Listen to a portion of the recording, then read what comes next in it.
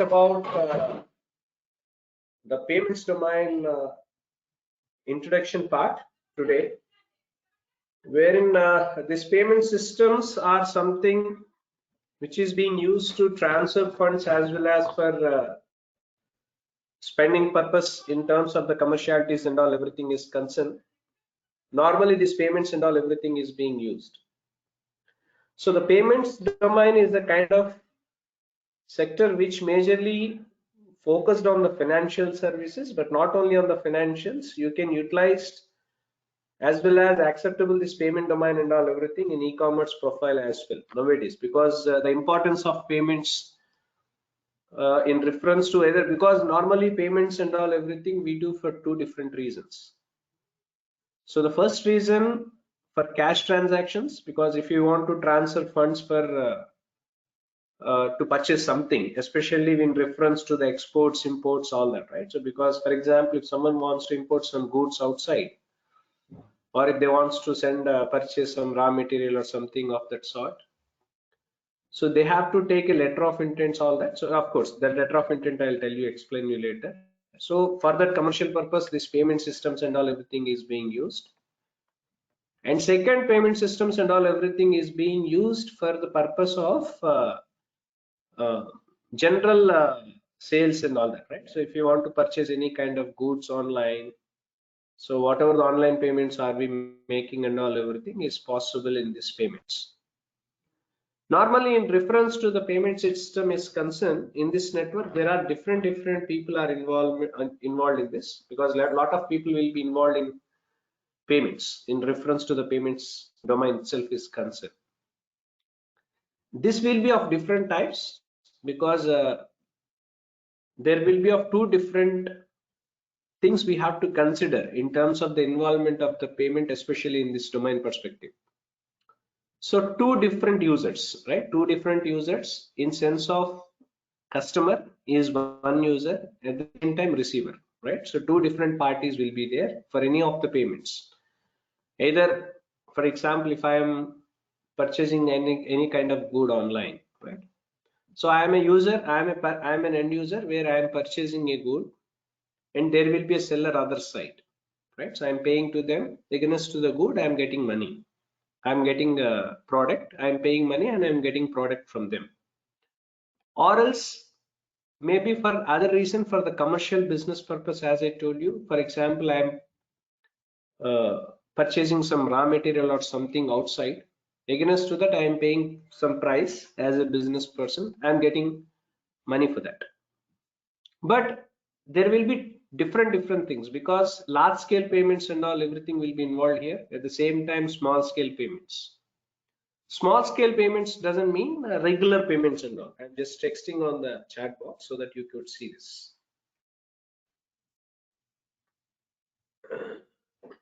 1 minute. This payment sizes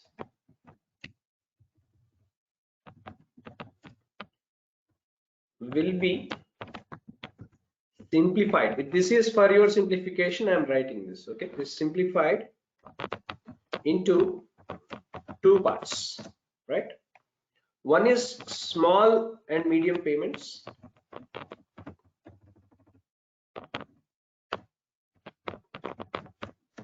and second is large payments, okay? Small and medium payments, and second is large payments. Normally small and medium payments, nothing but when we do sales, right? So whenever we are purchasing something, or whenever we are ordering anything online, goods and all, everything, whatever the goods are we ordering online and all that, all these things comes under small and medium payments, because hardly it will not be more than $1,000, $1,500, $2,000, not more than that usually, right? I'm just giving a rough figure here. But large scale payments, which will be on in a larger point of view, wherein come for commercial transactions, especially for these commercial transactions, there is lot of involvement in terms of encryption is required, because there is lot of security which is involved, right? So because there will be no account numbers and all, everything won't be seen there, right? So no account numbers, nothing and all, everything in an encrypted format. And whatever the money are we going to send, or are we receiving and all, everything will be on the encrypted format, in generally in Indian context. I'll tell you two contexts. One is US context and Indian context. At the same time, there will be a comparison of Indian payment system as well as US payment system. That comparison I'll tell you so that you will be understood much better. In Indian context, right? For example, in Indian context, there is a process called SWIFT, right? SWIFT payment system. In Indian context, usually in Indian context, SWIFT payment system is the one which is being used in a messaging format. I'll give you a small example to you. For example, a person wants to is into export and import kind of stuff, right? He's doing some business. From the context of Indian context, I am saying this example to you, right? For example, a person wants to purchase a raw material outside of India, right? So whenever a person wants to purchase a raw material from outside of India, so the currency, whoever is the seller, right? So raw material seller and all, everything not belongs to the Indian this thing, right? So because their currency would be something different. It may be in dollars, or it may be in pounds, or something of that sort. Now here the problem: whoever is paying, whoever is requires payments and all, everything in their currency. That is the point.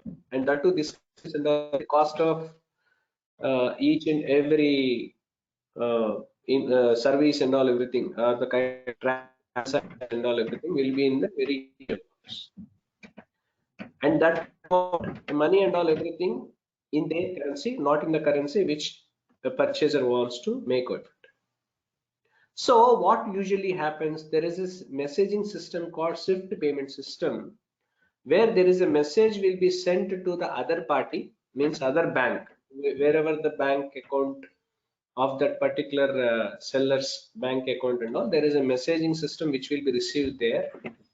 Through this messaging systems and all, everything, normally these payments, transactions and all, everything will be there, will be sent. But for this, normally there is a context called of letter of intent. Letter of intent. For example, X is a person wants to purchase raw material and all, everything from out of India. Now, usually this purchaser, whoever is the purchaser, I'm just telling you the case study so that you will be understood much better, right? For example, let me write down here. For example, I'm write down here, right? For example, purchaser A wants to purchase raw material from outside, right? Now what he has to do, he cannot carry the cash, right? So whatever the transactions and all, everything, first cash cannot be transactioned, right? Because we cannot put direct cash and all, everything cannot be taken outside. Even though we have taken outside, it is not valid because their currency is what is required. So usually what this purchaser has to do here is, purchaser has to take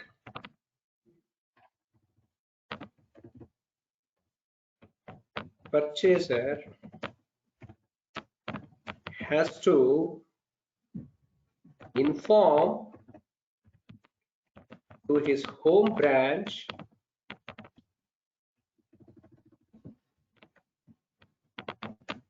that what is the value of money they want to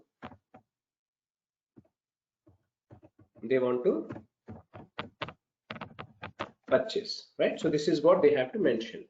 So for example, assume that it is somewhere around $1 lakh, right? Roughly I'm saying, right? Roughly I'm saying, like for example, $1 lakh worth. So $1 lakh we are converting into Indian rupees. Usually that much of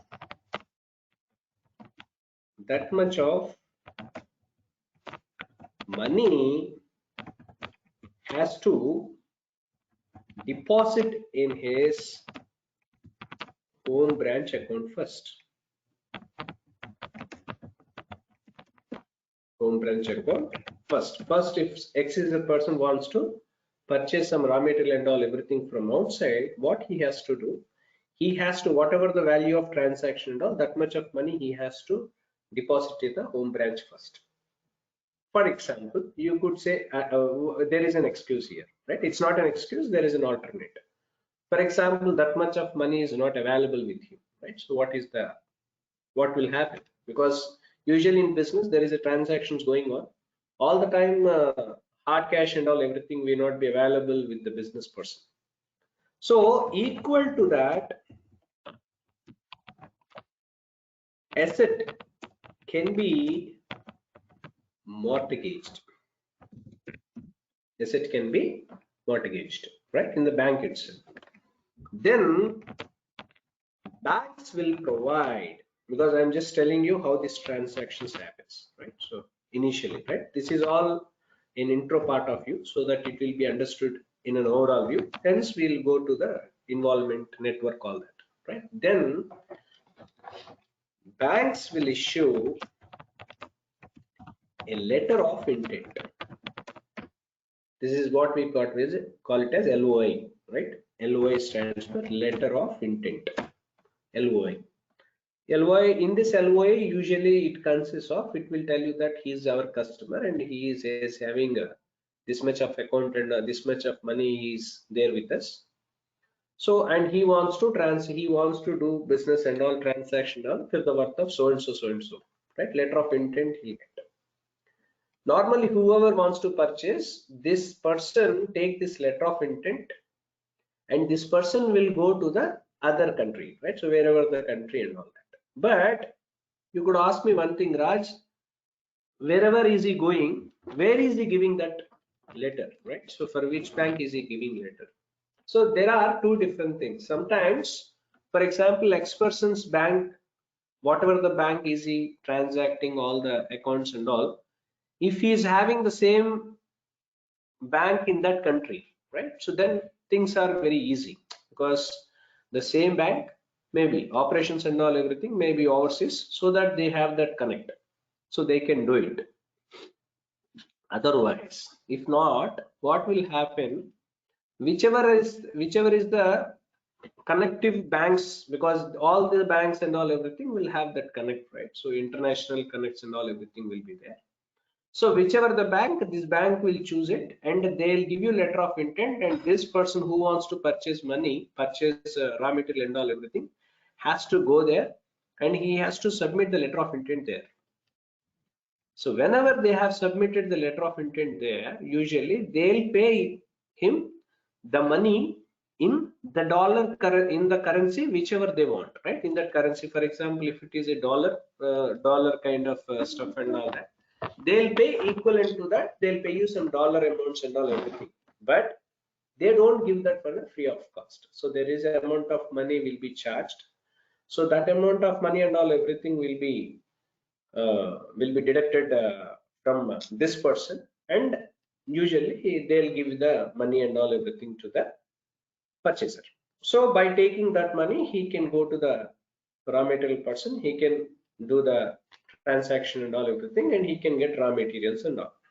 So usually when it comes to the financial transactions, because I'm talking about in the context of the business perspective,